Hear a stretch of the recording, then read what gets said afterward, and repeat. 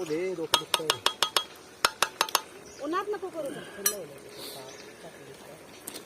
त्या वाटेचं झाकण राहिले का? प्रश्न काय?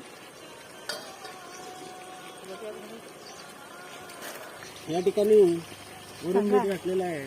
जरा मोठा बरं का? जरा मोठा जरा मोठ्या ना या ठिकाणी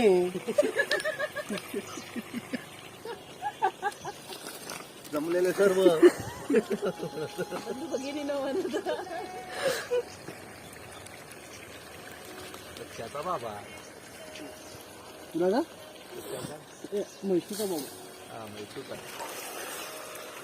सांगा काय करायलाय. ढवळायलोय मीठ टाकलं या ठिकाणी. आता चाललंय सांगा.